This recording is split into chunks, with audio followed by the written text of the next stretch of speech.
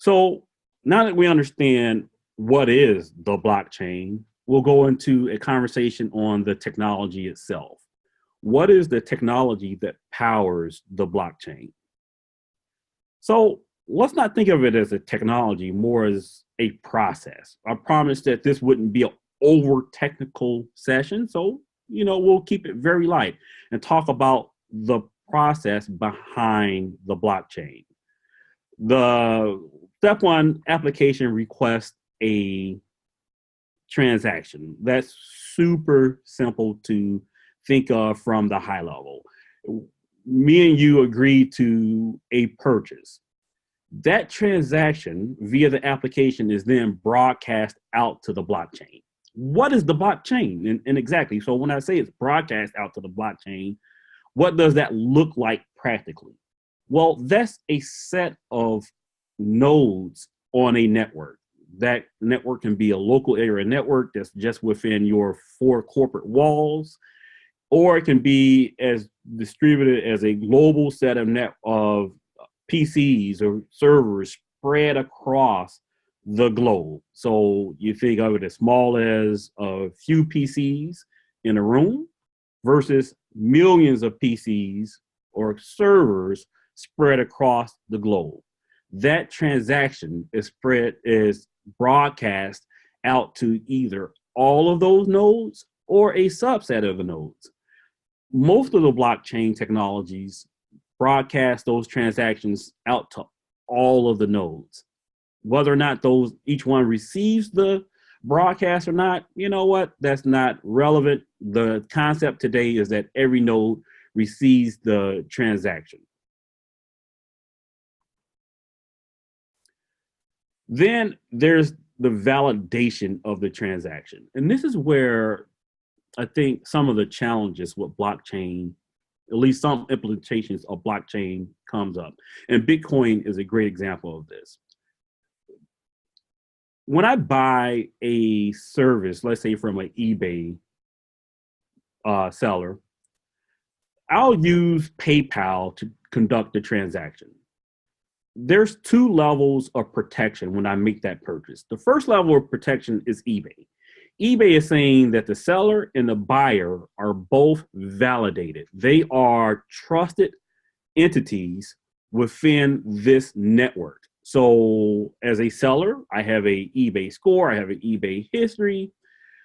As a buyer, I also have an eBay score, I have an eBay history, I have credit card numbers and bank accounts on record with a trusted provider of eBay.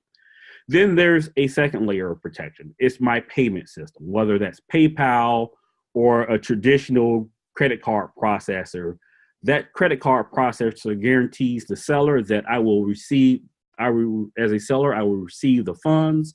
And as a buyer, the seller will provide the services promised. If either one of those things break down, then I have recourse at the eBay layer. So the platform itself promises that there's recourse. Then I also have validation at the payment processor layer, whether it's PayPal or Visa. As a seller or a buyer, if I have a dispute, I can take it to each one of those entities.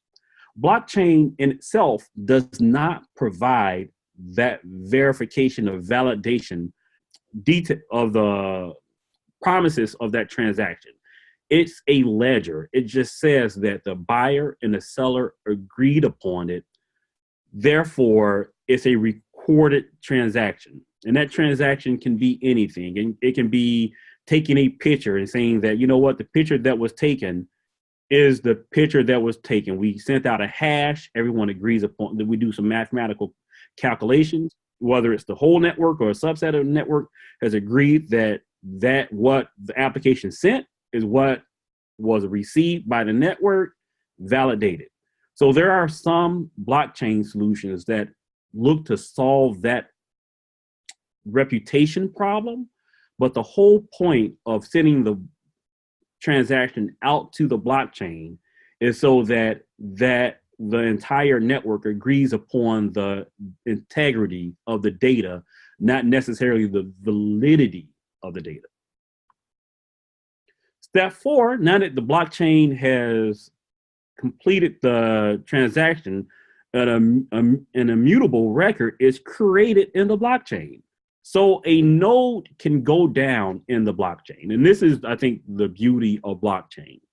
We can, let's say that I have a supply chain. I'm part of the supply chain blockchain.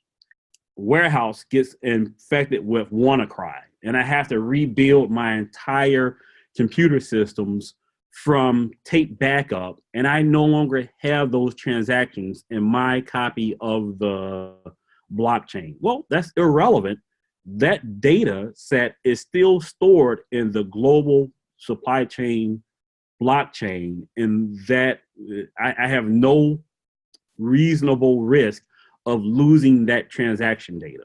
Now, what consists of the transaction data? Obviously, time, some type of timestamp, the details of the transaction. So it could be party X issued a payment of $45 for Y product, but don't think of it of just, that small set of metadata associated with the transaction. A blockchain can store any amount of data. It could actually store, let's say, a video file. And that video file is part of the ledger itself. And I think that's one of the both interesting points and challenges of the blockchain. Obviously, as the data sets get bigger and bigger, and you talk about a distributed ledger, sending an entire 1 gig video file across 1 million devices becomes a logistical nightmare. But the flexibility of the blockchain is there, that you can have any amount, practically any amount of data within the blockchain itself to complete the record transactions.